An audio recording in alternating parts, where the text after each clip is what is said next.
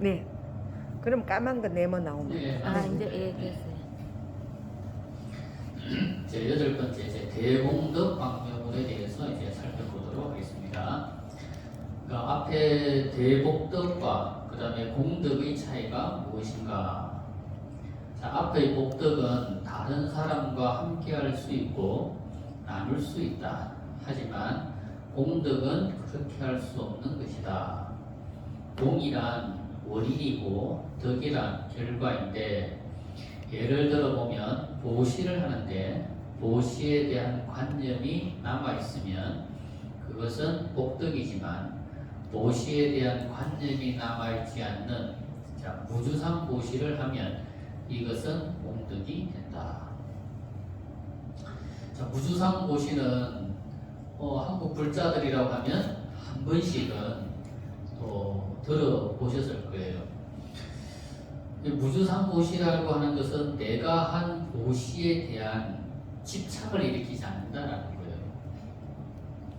우리가 이제 무주상 보시 했을 때 어떤 분은 보시한 것 자체도 말하지 않는 것, 그것을 이제 무주상 보시 이렇게 이야기하는데, 마치 이웃 종교에서 말하는 옳은 소리 한 일을 왼손이 모르게 하는 것, 그게 이제 무주상 보시, 그런 개념으로 이제 생각하시는 분이 있는데, 물론 그것도 맞지만 이 무주상 보시라고 하는 것은 내가 한 보시에 대한 집착을 하지 않는다는 거예요.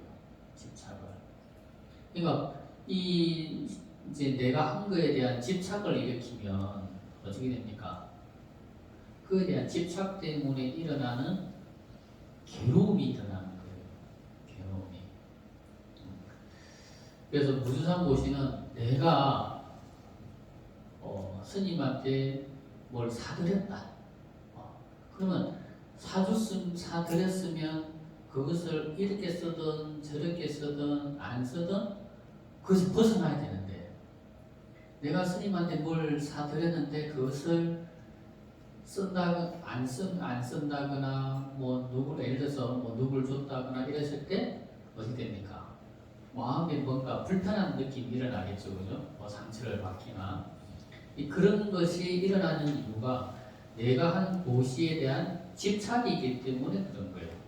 보시를 하면 나는 보시한 것으로서 끝나야 되는 거예요. 그 보시물에 대해서 어떻게 사용되어지든 그것은 받은 사람이 알아서 그 다음 사용할 문제지, 주고 난 다음에도 그것에 대한 집착을 일으키면 어찌 됩니까?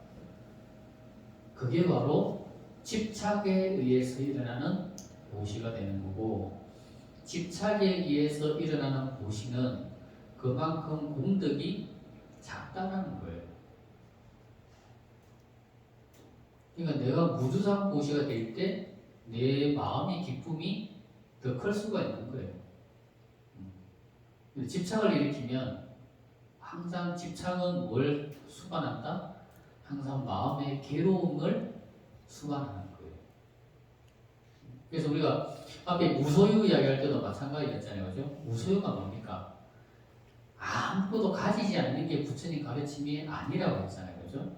내가 가지고 있는 것에 대한 만족. 그러면 내가 1,000원을 가지고 있든 1원을 가지고 있든 10원을 가지고 있든 내가 있는 것에 만족하면은 그게 행복이에요.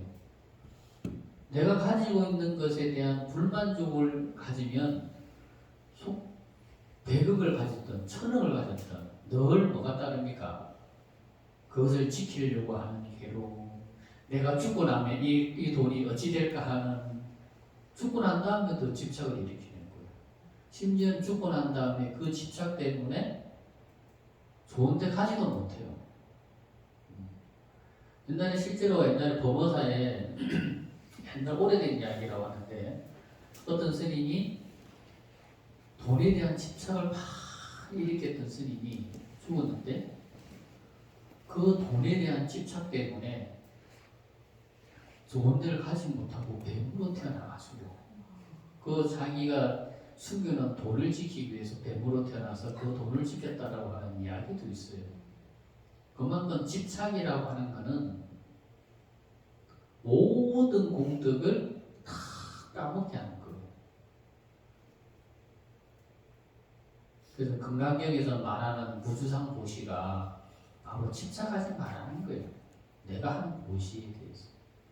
그리고 내가 가지고 있는 것에 집착을 하게 되면 항상 괴로움이 따라요. 그 집착 때문에 내가 보시를 할 수도 없고 공덕을 지을 수도 없고 선행을 닦을 수도 없는 거예요. 왜? 그 재물에 대한 집착 때문에. 죽고 나면 그 재물이 어떻게 써야 되는 그 다음 사람의 일이지. 죽기 전에도 그거에 대한 집착을 일으키는 사람들이 있거든요. 그러니까 모든 것은 집착의 문제이지 소유의 문제가 아니라는 거예요. 아무리 많이 가져도 집착하지 않으면 행복한 거예요. 그냥 그대로 만족스러운 거예요. 뭘 가지고 있든. 근데 집착하게 되면 행복은 사라지고 고통과 괴로움만 남게 되는 거예요. 그래서 우주상 보시를 하면 이것은 큰 공덕이 된다는 거예요. 자, 하나 더 예를 든다면 계를 잘 지키는 것은 복덕이지만 계행을 잘 지켜서 선정을 얻으면 이것은 공덕이 되며 나쁜 짓을 하지 않고 좋은 일을 하는 것은 복덕이 된다. 하지만 나쁜 일 자체가 아예 생기지 않도록 하는 것은 공덕이 된다.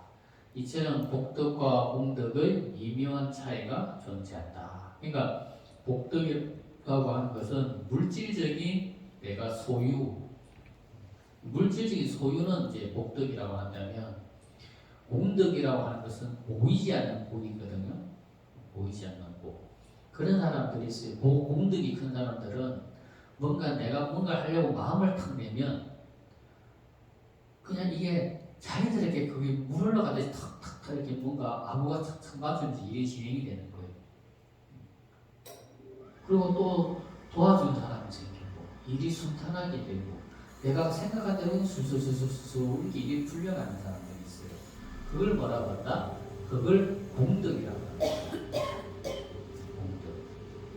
복덕이라고 하는 것은 눈에 보이는 물질적인 것을 복덕이라고 하면 공덕이라고 하는 것은 우리 눈에 보이지 않는 복이다. 이렇게 생각하시면 좋을 것 같아요. 그리고 9번째, 대귀의 광명우리가 삼보에 귀하는 것을 말한다. 자, 삼보 중에서 불보란 다름이 아니라 바로 청정한 자성이니 우리의 청정한 자성 삼보에 귀의해야 한다. 자, 우리 본래 청정한 마음, 그걸 이제 자성이다 이렇게 이야기하거든요. 자, 자성 삼보란 불보는 자성각이며 법보는 자성정이며 승보는 자성정이라 한다. 우리 마음속에 갖추어져 있는 자성에 귀의하는 것이 가장 중요하다. 그러니까 이제 우리 눈에 보이는 불법성 삼보에 귀의하는 것도 중요하고 그건 근본이죠, 그죠? 부처님의 가르침과 또 우리를 진리의 세계로 인도해주는 스님들께 귀의하는 것, 그거는 근본이에요. 근데 더 중요한 게 뭐가 있다?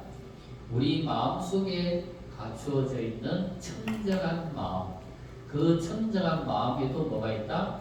불법성 삼보의 속성이 갖추어져 있다. 그것을 뭐라고 한다? 자성삼보다 이렇게 이야기한다는 거죠.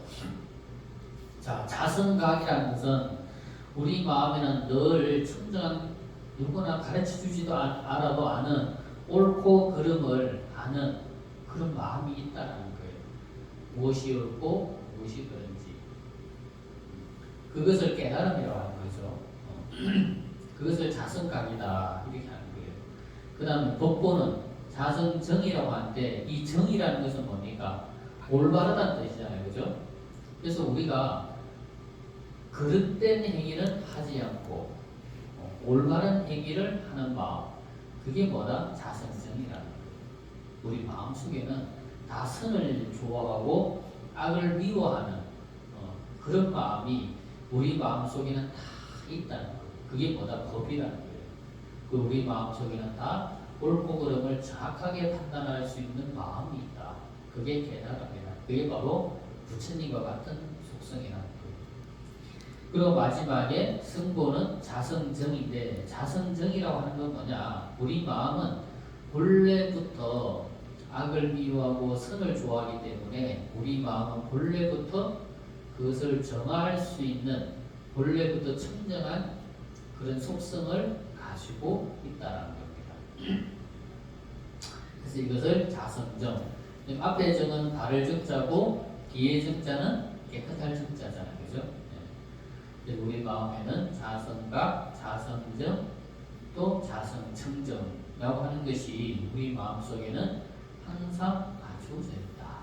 이런 측면에서 보니까 우리 마음이라는 측면에서는 부처님과 우리가 하등 차이가 없다는 거지. 부처님은 공덕과 지혜를 갖추고 32상과 80종의 거룩한 모습을 갖추고 있을 뿐이고, 우리는 부처님과 같은 복덕과 지혜를 아직 다 갖추지는 못하고 있을 뿐, 우리 본래 마음자리에서는 부처님과 하등의 차이가 없더라. 이렇게 이야기합니다. 열 번째, 제대찬탄 광명문이란 불법성 삼보를 찬탄하는 것이며, 도리천공의 법에 모인 대중을 찬탄하는 것이며, 주불과 반부를 모두 찬탄하는 것이며, 지장보살님의 행운을 찬탄하는 것이다.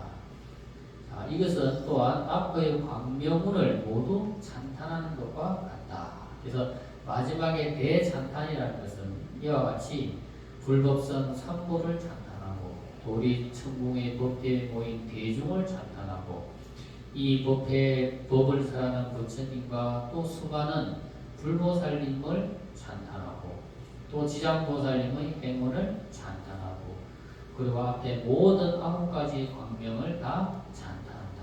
그래서 마지막에는 이와 같이 찬탄으로서 광명이 마무리 지어지더라 라는 거죠. 이렇게 보면 부처님의 광명의 10가지 광명이 뭔가 조금 이제 여러분들이 좀 뭔가 그 단어가 여러분들에게 좀 뭔가 가까이 다가왔잖아요. 그죠? 모를 때는 그 단어 하나가 나 자신과 많이 멀어져 있었는데, 그래도 단어 하나의 어떤 의미를 조금 이해하고 보니까 그래도 여러분들한테 좀 더 뭔가 가까이 다가왔고, 여러분들이 마음속에 뭔가 알지는 못하지만 뭔가 마음속에 희미한 이렇게 좀 뭔가 여운 같은 게 이렇게 여러분들 마음속에 드러나지 않습니까? 그죠? 그래서 이렇게 아는 것이 참 중요하다.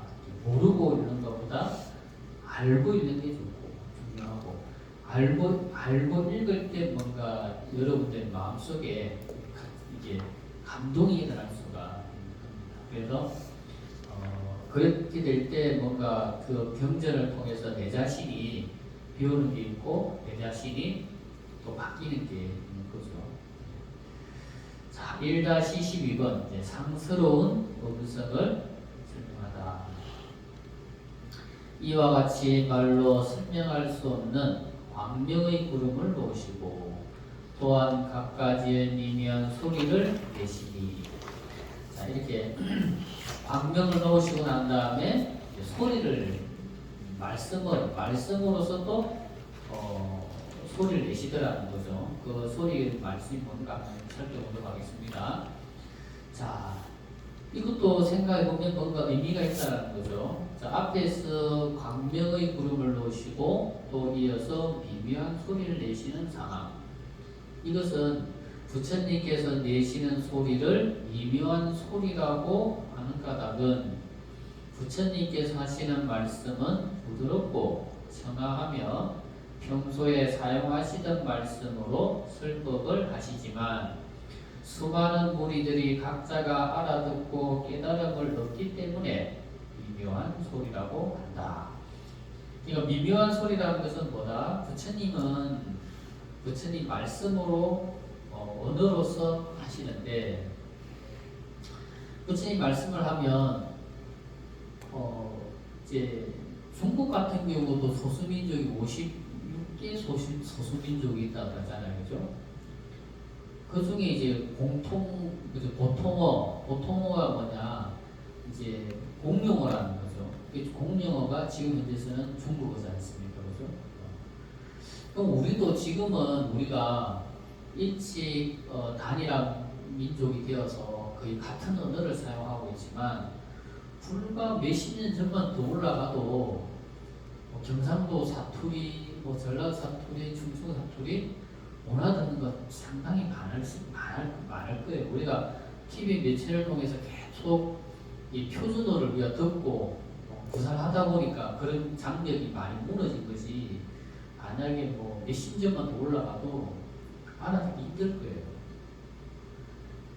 예전에 특허사 강원에서 공부할 때 서울에서 태어난 스님이 경상도여서 출가를 해서 이제 강원에서 공부를 하는데 그 스님 이제 그때 성철 스님이 살아계실 때 돌아가셨구나. 돌아가신 이후에 성철 스님 법문하신 테이프가 이렇게 놓았거든요. 그래서 성철 스님 테이프를 사가지고 자기가 듣는다고 샀는데 자기가 며칠을 들었는데 도대체 알아들을 수 있는 말이 몇 마디가 없더래요. 말이 너무 빠르고 사투리를 얼마나 빨리 탁탁탁 쓰는지 자기는 도저히 못 알아듣고 그러면서 내보고 스님 경상도 사람이니까 스님 몰랐냐 그러더라고. 잠깐만 나 들어보니까 나는 그래도 들려요. 나는 들리는데 그 스님은 도저히 못 알아듣겠다고 그러더라고. 그러니까 그게 불과 30년 전 일인데 이게 텔레비하고 이런 것들이 많이 커지기 이전에 한 60년 전, 70년 전만 가도 경상도 사람이 전라도 가면 못 알아듣고 아마 그랬을 거예요. 그죠? 우리나라 사투리도. 그런데 하물며 부처님 살아계신 지금 인도만 해도 사용되는 언어가 엄청 많다고 그러잖아요. 각 지방마다 언어가 다르고. 물론 이제 그것도 텔레비에서 이게 텔레비 보면 틀면 나오는 언어는 그건 이제 공용어잖아요. 그렇죠? 그렇지만 그걸 끄고 지방에 가면 자기네들끼리 쓰는 말은 다 사투리를 쓴단 말이에요. 그거 못 알아듣잖아요. 다른 지방의 사람들이. 그 언어적인 장벽이 지금도 존재한다라고 한다면 그 이전에는 그 언어적인 장벽이라고 하는 것은 말할 수 없을 정도로 크거든요. 그런데 미묘하게도 부처님은 부처님이 알고 있는 모국어를 이야기하더라도 다른 지방 사람이 다 알아듣는다는 거예요. 다 알아듣는다는 거예요. 그래서 부처님 말씀을 뭐라 그러냐면 다른 경전에서는 원음 이렇게 원음 둥글 원자에 이 소리 음자 써가지고 원음.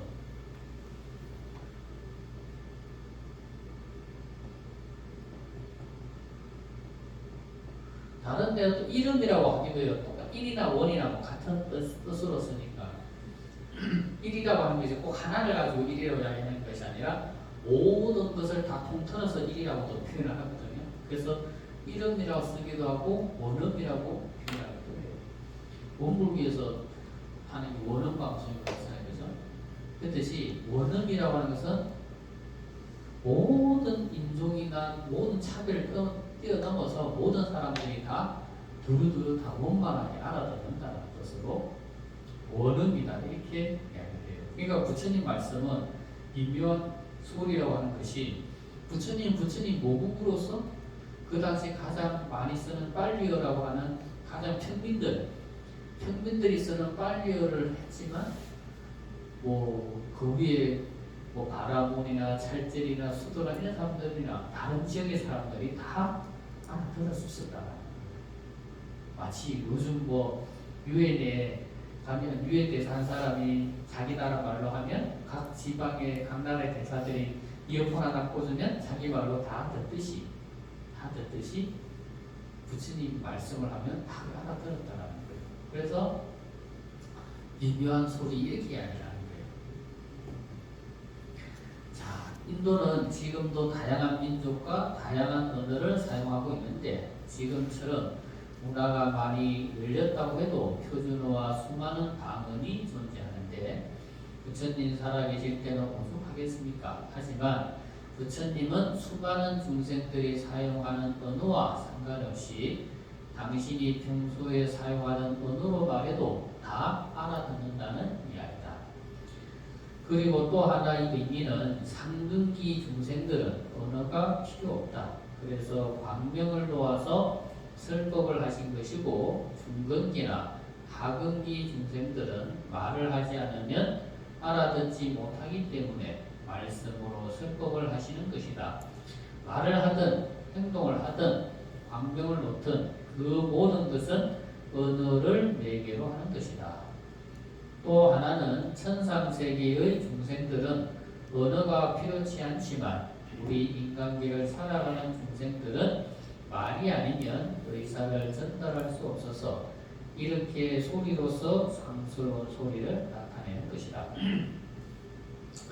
그러니까 우리 인간들은 언어를 통해서 의사를 전달하잖아요. 그죠? 또 몸짓으로 전달하기도 하는데 천상세계 다른 천상세계 중생들은 언어를 사용하지 않고 뭐 몸짓으로 언어를 이렇게 서로 대화를 한다거나 눈빛으로 대화를 한다거나 또 어떤 천상세계는 몸의 광명, 몸에서 빛을 통해서 언어를 전달하기도 한다는 거예요.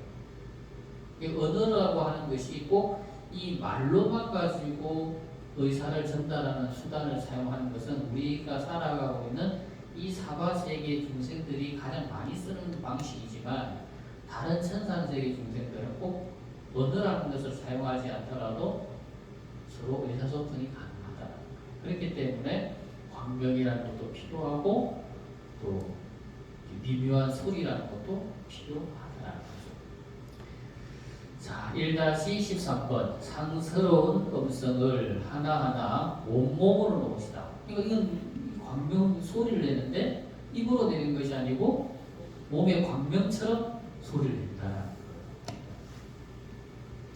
자, 이른바 단 바람이름, 시 바람이름, 찬제 바람이름, 비리야 바람이름, 선 바람이름, 반야 바람이름, 자비음, 기사음, 해탈음, 무루음, 지혜음, 대지혜음, 사자후음, 대사자후음, 운내음, 대운내음이었습니다. 자, 여기에서 16개의 상스러운 소리를 내쉬고 있다. 첫 번째는 단바람이름을 번역하면 옷이라고 한다. 그러니까 단나라고 하는 것을 번역하면 옷이라는 거죠. 그래서 우리가 지금 불자들을 다 보살님 이렇게 이야기하잖아요. 그죠? 근데 옛날에는 단월이라고 했어요. 단월. 그러니까 단월이라는 게 뭐냐? 보시하는 사람이라는 거죠. 보시하는 사람. 이게 삼보에 보시하는 사람. 그래서 단월. 그걸 이제 보시라고 하는 그 자체로 관리할 때는 이제 단나 이렇게 이야기하는 거고 보시하는 사람이라고 할 때는 단월. 자, 보시란 육도만행의 근본이 되고 만복이 1호부터 시작되는데 보시는 삼륜이 청정이 한다. 삼륜 청정이란 보시하는 시자와 보시하는 사람 단월과 보시를 받는 수자, 보시를 받는 사람과 그리고 보시하는 물건이 청정해야 완전한 보시가 완전히 된다. 그러니까 이제 여기서 보시하는 물건을 청정해야 된다고 하는 것은 뭐 훔친 물건을 부처님한테 보시한다거나 훔친 물건을 절에 시주한다거나 하는 경우 그건 안 된다는 거죠. 그건 안 된다는 거죠. 그러니까 뭐 범죄에 연루된 돈을 부처님한테 뭐 보시한다거나 뭐 그런 식, 뭐 그런 거는 그건 공덕이 안 된다는 거예요. 그래서 보시물이 청정해야 된다고 하는 경우는 내가 노력해서 내 소유물에서 내가 부처님과 법의 성가에 모시할 때 그게 이제 모시 공덕이 있다는 거예요. 두 번째, 시라바라기를 번역하면 개라고 번역한다. 자, 제약박작이 바로 시가의 의미로 모든 악을 짓지 않는다는 것을 말한다. 이 계라고 하는 것은 뭐다? 악을 짓지 않는 것. 다른 말로 하면 선행을 짓는 것. 그게 바로 계라고 하는 거예요. 계라고 한다는 거죠. 우리가 계율을 이렇게 하면 뭐다? 악을 짓지 않는 방법에 대해서 부처님께서 말씀하신 것이 바로 계율이다. 그럼 계율을 잘 지킨다라고 하는 것은 반대로 말하면 선을 잘 실천하고 있다 이렇게 되는 거예요. 자, 계의 목적은 바로 섭의, 수구, 신막법이다. 섭의라고 하는 것은 뭐냐면 마음을 잘 단둘이 하는 거. 마음을 잘 단둘이 하는 거. 아까 말씀드린 것처럼 뭔가 내 마음을 자꾸 양극단으로 몰아가지 않는 거. 자꾸 좋다, 나쁘다, 싫다, 좋다 이런 쪽으로 자꾸 내 마음을 몰아가지 않는 거. 내 마음을 뭔가 조금 편안하게 유지하는 방법으로 뭔가 조금 담담하고 좀 듬듬하게 조금 보는 거. 그게 바로 섭의라는 거예요. 그래야 내 마음이 좀 단둘이 하기가 쉽잖아요. 내 마음을 자꾸 좋고 나쁜 쪽으로만 몰아가면 내 마음이 자꾸 그런 쪽으로만 발전돼서 내 마음을 또 편안하게 이렇게 안정시키기가 어렵다는 거죠. 그리고 수구라고 하는 것은 이제 말을 잘 조심하는 것, 그걸 이제 수구. 신막범이라는 것은 몸으로 범죄 같은 행위를 저지르지 않는 것, 그걸 이제 신막범 이렇게 해요. 그래서 혼란스러운 마음을 거두고, 이 혼란스러운 마음을 거두는 게 뭐다? 섭의. 모든 재앙의 근본인 법을 단속하는 것, 이거는 수구. 몸으로 범죄를 저지르지 않는 것을 말한다. 이것은 신막범.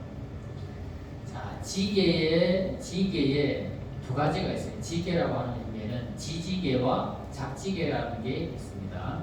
지지계란 지켜야 할 계율을 지키지 않으면 범계, 즉 파기가 되고, 작지계란 해야 할 것을 하지 않으면 범계가 되는 것이다.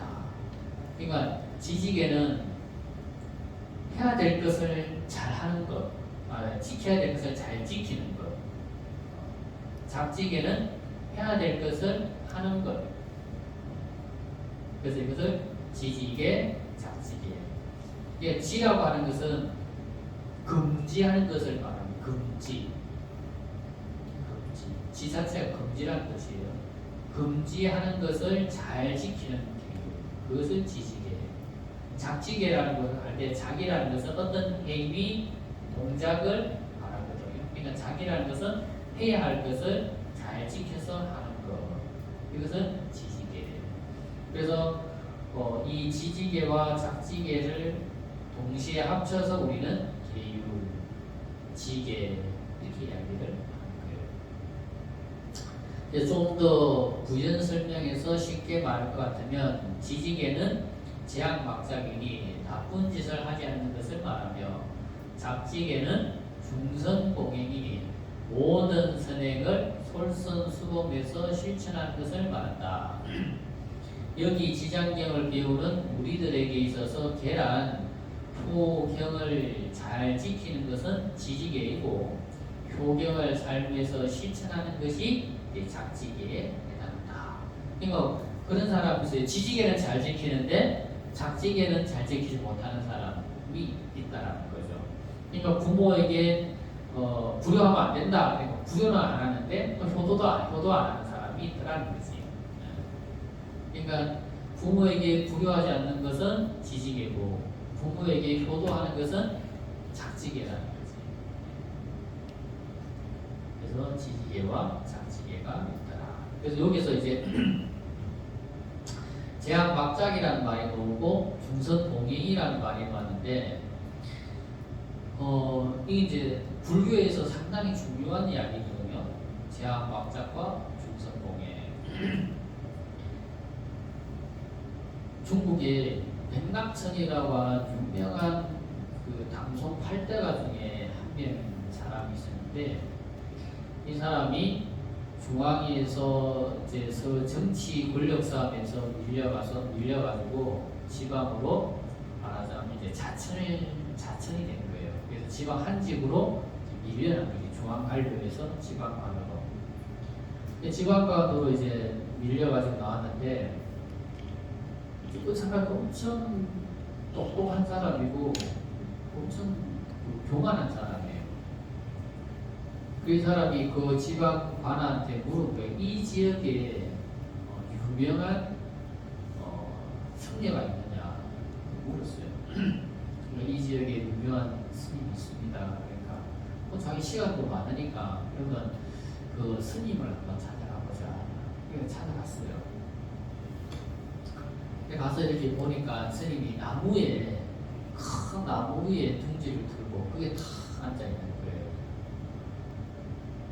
그러니까 물어요. 불법의 대의가 뭡니까? 부처님 가르침을 한마디로 말하면 뭐라고 할 수 있습니까? 이렇게 물어요. 그러니까 그 스님이 하시는 말씀이 이 말씀을 하시는 거예요. 제한박사하고 중선봉행하라. 그러니까 그 사람이 이렇게 이야기해요. 그것은 삼척동자도 다 아는 이야기고 삼척동자 다 아는 이야기입니다. 그 말은 뭡니까? 좀 더 그거 말고 또 다른 게 있으면 이야기해보라는 거잖아요. 그죠? 그건 삼척동자 다 아는 이야기입니다. 그냥 쉽게 말하면 그거는 뭐 세속에서 하는 말이잖아요. 나쁜 일 하지 마라, 좋은 일 해라. 이건 세속에서도 하는 말이잖아요. 그죠? 그러니까 그거는 삼척동자 다 아는 이야기입니다. 그러니까 그 스님 말씀이 삼척동자도 말할 수는 있어도 80노인도 실천하기는 어렵다. 그렇잖아요. 좋은 일하고 나쁜 일 하지 마라. 좋은 일하고 나쁜 짓 하지 마라. 이건 누구나 할 수 있는 말이지만 그것을 실천하기란 80 먹은 노인이라 하더라도 실천하기는 어려운 말이라는 거죠. 그래서 거기서 이제 그 스님을 그 스님께 귀했다는 이야기가 나오거든요. 그와 마찬가지로 불법의 대의가 뭐냐? 바로 이거예요. 제한박자하고 중선봉행하는 거. 악이라고 하면 아무리 작은 악이라 하더라도 내가 하지 않고, 선이라고 한다면 아무리 작은 선이라 하더라도 내가 그것을 실천하는 것. 그게 바로 부처님의 가르침의 대의라는 거죠. 그래서 제한박자 중선봉행 이게 바로 7월 통계라고 해서 모든 부처님들이 다 이 말씀을 숭상했다라는 거예요. 그래서 제일 진짜 중요한 이야기가 있어서 명심하시기 바랍니다. 세 번째, 찬제 바라미를 번역하면 인욕이다. 인욕이란 참기 어려운 외부의 일에 대해서 참는 것을 말한다. 인욕에는 생인과 법인이라는 것이 있는데, 생인이라는 것은 수행자가 인욕을 행할 때 사람으로부터 미물에 이르기까지 살생하지 않는 마음이며, 사람들이 와서 번거롭게 하고 시끄럽게 해도 참는 마음으로 대복덕을 얻는 것이다. 그래서 이것을 이제 생인이다. 법인이란 계율을 잘 지키고 선정을 잘 닦아서 지혜를 완성해서 모든 번뇌와 망상을 끊어서 나고 죽음이 없는 불생불멸의 경지를 정득하는 것을 법인이라고 한다. 그래서 생인은 그냥 내가 인용하는 거예요. 법인이라고 하는 것은 모든 망상을 끊어서 나고 죽고 하는 생사의 무대에서 벗어나는 것, 그것을 법인이라고 한다. 자, 그리고 불법의 깨달음을 얻는 데 있어서 인용만큼 또한 소중한 것이 없다. 예전에 어느 한 스님에게 인사를 드리러 갔다. 그러자 그 스님이 말씀이 인욕이 등이 큰 일을 해낼 수 있는 힘이다. 인욕하지 못하면 큰 일을 할 수가 없다라는 말씀을 해주셨다. 그러니까 내가 큰 일을 하느냐, 저 사람이 큰 일 할 만한 사람이냐, 큰 일 하지 못할 만한 사람이냐, 그건 어디서 판가름이 난다? 인욕할 줄 아는 사람인지, 인욕할지 못하는 사람인지, 거기에서 판가름 난다라는 거예요. 뭐 세상에 뭐 대통령 하는 사람도 있고, 장관 하는 사람도 있고, 또 뭐 큰 정치인들, 뭐 이런 이름 있는 정치인들이 많이 있지만, 정말 그 사람이 큰 일을 할 수 있느냐 못하느냐는 인욕하는 데서 알 수 있다. 그러니까 하고 싶은 말을 참는 것도 인욕이에요. 그죠? 하고 싶은 말을 참는 것도 인욕이고, 또 내가 할 수 있는 행동을 안 하는 것도, 권력을 휘두를 수 있는 것도 안 휘두르는 것도 인욕이고, 이렇게 참을 수 있는 데서 참는 사람만이 그 사람이 진짜 큰 복을 받는다는 거죠. 오죽하면 이웃 종교에서 참는 자에게 복이 있나니 이런 말 하겠어요, 그죠? 그러니까 참을 줄 아는 사람한테 복이 돌아온다는 거예요. 부처님 가르침에서도 인욕을 중요시했다. 자, 또 화엄경 말미에 선제 동자라는 동자가 아이가 53일의 선지식을 찾아 구급 여행을 떠나는데, 이 구급 여행을 한번 생각해 보면 얼마나 힘든 여정이겠는가. 하지만 선제동자가 이 힘든 구급의 여정 끝에 크나큰 깨달음을 성취하는데, 만약 인욕이 없다면 끊임없는 정직력도 일어날 수 없을 것이다. 그러니까 인욕이 있어야 큰 일을 이룬다. 자, 네 번째, 비리야 바라미를 정진이라 한다. 정진의 정이란 망상, 분별, 집착이 점차적으로 줄어드는 것을 정이라 하며, 이와 반대로 망상, 분별, 집착이 줄어드는 만큼 지혜와 등능이 점점 더 늘어가는 것을 정진이라 한다. 그러니까 번뇌가 사라지는 그 자리에 지혜가 개발된다는 거예요. 자, 정진에는 두 가지가 있다는 거예요. 첫 번째는 사정진, 그리고 이정진이 있는데, 사정진에는 또한 두 가지가 있다.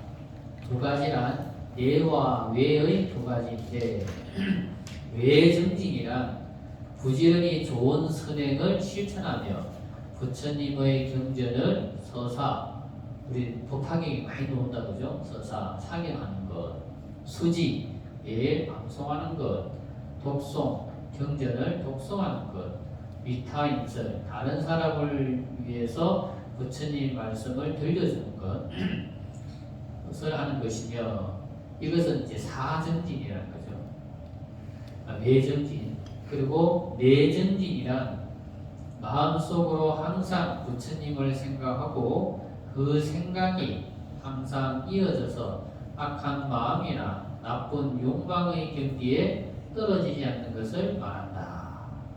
그러니까 외정진은 늘 부처님의 수지, 독송, 서사, 위타인설을 늘 실천하는 것, 그죠? 그 외적으로 늘 실천하는 것을 외정진이라 하고, 내정진은 항상 마음속으로 부처님을 생각하고 그 생각이 이어져 가지고 그 생각을 통해서 나쁜 마음이나 나쁜 생각, 나쁜 경계들이 다 사라지는 것, 그것은 미정진, 내정진이라고 한다는 거예요.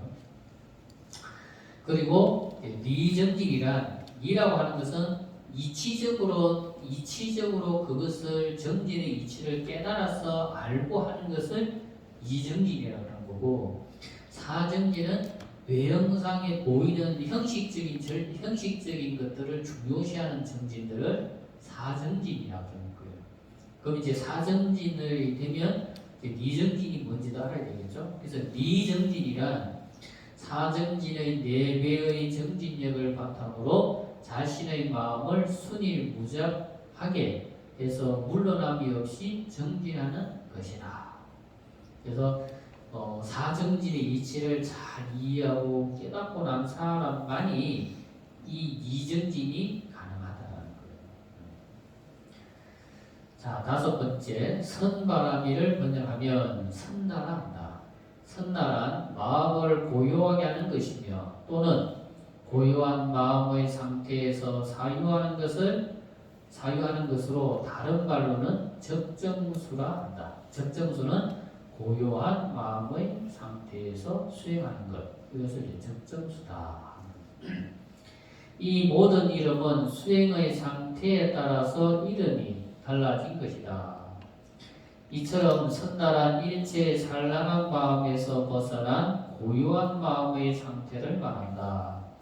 이렇게 산란한 마음을 고요하게 만드는 방법을 심일경성이라 하는데 이것을 쉽게 말하면 대상에 집중하는 것이다. 심일경성이라고 하는 것은 내 마음을 하나의 대상에 오롯이 몰입하고 집중하는 것. 그것을 심일경성이다 라고 하는 거죠. 그러니까 내 마음을 어느 한 대상에 오롯이 몰입해서 집중하게 되면 삼매의 상태에 들어간다는 거예요. 우리가 뭐 옛날에 보면 정신 1도 하사불성 이런 말 하잖아요. 그죠? 정신 1도 하사불성을 이야기할 때 그런 말 많이 하잖아요. 어떤 사람이 산길을 가다가 그 밤에 호랑이를 맞닥뜨렸는데 너무 놀라서 호랑이한테 죽느냐 사느냐 절체절명의 위기에 봉착했잖아요. 그래서 그 사람이 활시를 당기고 정말 혼신의 힘을 다하고 화살을 쏘고 도망을 치고 그리고 그 다음날 가서 보니까 화살이 돌에 박혀 있더라는 거잖아요. 그 사람은 그때 진짜 하사불성이고 정신일도 하사불성인 마음으로 쏜 거예요. 절체절명의 위기에서. 그러니까 사력십중배라고 죽을 힘을 다해서 하니까 10배의 힘이 나오더라는 거잖아요. 그래서 화살이 박혀 있더라는 거죠. 그래서 그 다음날 자기가 또 해보니까 화살이 안 박히더라는 거잖아요. 이게 뭡니까? 뭔가 순간 내가 정신이 어떤 한 군데 정말 몰입이 되면 그런 힘이 나온다는 거죠. 뭐 옛날에 그런 이야기가 있었어요. 어떤 어머니가 아기가 차에 깔렸을 때 엄마가 정말 차를 번뜩 들었다라고 하는 이야기. 그게 뭡니까? 그게 심일경성이라. 오로지 아이만 생각하는 그 마음이 아이가 위험에 처해 있다고 하는 그 상황, 그 상황에만 집중하니까 차가 내가 이거 들 수 있다, 들 수 없다라는 것은 둘째 문제고 그냥 내가 아이를 살리기 위해서 자기도 모르게 들었는데 차가 들렸다라는 거잖아요. 이게 뭐예요? 어느 한 대상에 오롯이 내 마음이 몰입하고 집중하면 그런 삼매의 상태가 된다는 거예요. 그래, 그거는 삼매의 상태가 되면 정말 불가사의한 힘이 나온다는 거예요. 자, 나를 괴롭게 하는 번뇌에 집중하는 것이 아니라 나를 괴롭게 하는 괴로움에 집중하면 의식 분절증, 의처증, 의부증, 다양한 증상의 병이 생기게 되는 것이다. 일체의 모든 산란한 마음에서 벗어나는 제일 좋은 방법이 바로 영불이다. 그러니까 내가 지금 현재 내가 괴로운데 그 괴로운 상황에 내가 마음을 집중하게 되면 어떻게 된다? 내 마음이 더 혼란스러워지고 더 괴로워지고 내 마음의 병이 더 깊어진다는 거예요. 그러면 그 상황에서 벗어나는 다른 방법이 필요하잖아요. 그죠? 그게 바로 뭐다? 내가 어떤 다른 대상에 집중하는 거라는 거예요. 집중하는 거. 그게 제일 좋은 방법이 뭐다? 영불이라는 거예요. 자, 나무아미타불이나 나무삿달마, 푼다리카 수도라와 같은 기타 부처님의 묘호에 집중해서 부처님의 묘호와 내가 하나됨으로써 나를 괴롭게 하던 분별, 망상, 집착에서 벗어날 수 있게 된다. 부처님과 내가 하나됨으로써 모든 분별, 망상, 집착에서 벗어나게 되면 보이지 않던 세상이 보이고 들리지 않던 소리가 들리는 것을 경험하게 된다. 그래서 우리가 살면서 힘든 일도 있고 어려운 일도 있고 그런 일이 있을 수 있지 않습니까? 그죠? 그럴 때 보면 사람들이 근심, 걱정이 많은 사람들은 더 근심과 걱정이 깊어지고, 그렇죠? 또 그런 근심과 걱정이 깊어지면 더 마음의 병은 더욱 깊어지고 더욱 힘들어지는데, 그럴 때 다른 때 내 정신을 몰입하고 집중하는 게 필요하다는 거예요. 그러니까 앉아서 연구하는 게 안 되면, 그죠? 앉아서 연구하는 게 안 되면 뭐 풀이라도 바깥에 나가서 풀이라도 먹고, 뭐 다른 큰 힘들지 않고 몸에 뿌리 가지 않는 사소한 일이라도 이렇게 하는 거예요. 그러면 그런 정신들이 한쪽으로 이렇게 흐르는 정신을 좀 다른 쪽으로 흐르게 해서 내 마음의 중심을 잡아오는 거죠. 그리고 이게 조금 돼서 내 마음의 중심이 잡힌다 싶으면 그럴 때 염주를 돌리면서 내가 염불을 한다거나 정거를 한다거나 이렇게 정진을 하게 되면 뭔가 내가 가지고 있던 그런 근심과 걱정이, 그런 것들이 이렇게 조금씩 해소가 되는 거예요. 사실 근심이라든가 걱정이라고 하는 것이 본래부터 뿌리 있는 나무처럼 근본이 있는 게 아니거든. 원래도 무슨 뿌리가 있는 게 아니에요. 근데 무단히 내가 근심과 걱정을 일으키니까 그런 근심과 걱정이 내 마음에 들러붙는 거지, 본래부터 근심이라고 하는 것, 걱정이라고 하는 것이 본래부터 있는 것은 아니더라는 거예요. 근데 본래 없는 근심과 걱정이라고 하는 것이 내가 내면 속에 강화시키면 강화시킬수록 마치 뿌리 튼튼한 나무처럼 이게 내 마음에 탁 뿌리 내려서 흔들리지 않고 내 마음을 이제 다 잠식해버리는 거죠. 그런데 원래 근심과 걱정이라고 하는 것은 본래부터 이게 뿌리가 없는 거기 때문에, 본래부터 형체가 없는 거이기 때문에 여러분들이 그 근심과 걱정으로 흐르는 마음을 부처님을 생각하는 연불로 이렇게 마음을 움직이면 자연스럽게 이렇게 자연스럽게 완전 금방 탁 사라지는 건 아니에요. 희미하게 힘을 잃어가면서 희미하게 이렇게 힘을 잃어가면서 사라지는 거지 순간 갑자기 팍 사라지지는 않는다. 왜? 내가 근심하고 걱정했던 그런 마음의 작용들이 하루를 했으면 하루 한 만큼의 힘이 있는 거고, 그게 1년을 했으면 1년 한 만큼의 근심 걱정도 힘이 있는 거예요. 우리 마음이 그 뿌리 내리고 있기 때문에, 그렇기 때문에 그것을 없애는 방법으로 우리가 필요한 게 기도도 필요하고 명분도 필요하고 또 공부도 필요하고 또 우리가 다른 사람을 위해서 내가 희생하는 봉사도 필요한 거예요. 그런 것들이 내 마음의 근심과 걱정을 극복하는 데 도움이 되는 거예요.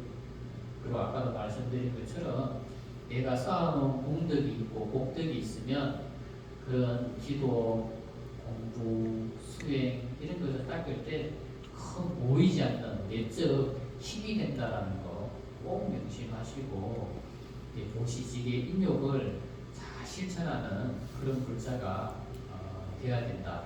그런 말씀을 드리면서 오늘 지장경 강의 마치고 다음 주 수요일 날 또 뵙도록 하겠습니다. 그리고 내일 12월 이제 초하루입니다. 그것도 초하루 기도 빠지지 않고 꼭 참하실 수 있도록 그렇게 해주시면 감사하겠습니다. 마치도록